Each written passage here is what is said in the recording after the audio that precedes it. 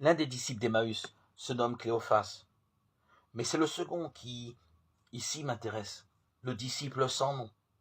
Quand le texte biblique s'intéresse à quelqu'un sans le nommer, il dresse une sorte de contour dans lequel chacun peut se glisser.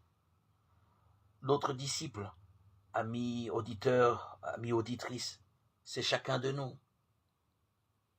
Alors qu'en dire? Il est parti avec Cléophas tristement et marche en s'éloignant de Jérusalem. Il s'éloigne du centre du cœur de ce qui vient de se dérouler. Ils se sont détournés comme on le fait quand trop de malheur surgit. Le philosophe Pascal avait un nom pour cela, le divertissement. Non pas au sens commun du loisir, mais au sens de se détourner de l'essentiel, de la vie vivante, palpitante, être absent à la présence. Il, mais pourquoi il? Peut-être est-ce elle? Des auteurs ont en effet pensé que c'était une proche de Cléophas, sa sœur ou son épouse, qui l'accompagnait. Ils se sont éloignés, mais ils se parlent, et c'est peut-être là l'essentiel. Se sont-ils souvenus de ce que Jésus disait? Quand 2 ou 3 sont réunis en mon nom, je suis là au milieu d'eux. Matthieu 18, 20. Toujours est-il que Jésus vient, s'approche et marche avec eux. L'expérience de la résurrection, c'est peut-être cela d'abord.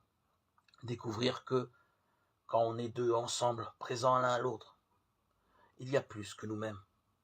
Quand on se parle en toute vérité, au milieu de nous s'approche quelqu'un. Ce quelqu'un est d'abord écoute, oreille tendue et questionnante. De quoi discutez-vous en marchant, Luc 24, 17. De quoi discutons-nous en chemin? De choses et d'autres, graves ou légères? Souvent. Mais parfois la tragédie traversée occupe tout. Il ne faut pas oublier combien la vie de Jésus a basculé brutalement pour les disciples. À quel moment ont-ils compris que le pire allait advenir? À quel moment ont-ils chaviré dans l'effroi? Alors oui, ils discutent, et c'est leur chance. Dans ce dialogue, la lumière se fait, parce qu'ils se parlent. L'écriture, parole vivante, prend chair et vie avec eux, et en eux, Jésus est là, d'une présence toute mystérieuse, car ils sont empêchés de le reconnaître. Luc 24, 16.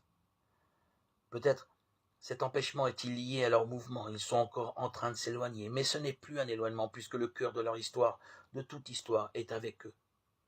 Alors enfin, il s'arrête et lui demande « Reste avec nous » Luc 24, 29. J'aime à croire que c'est le disciple sans nom qui dit cela. Il le dit à chaque génération, dans chaque pays, dans chaque culture. Reste avec nous, Seigneur. Et alors, le Seigneur les bénit.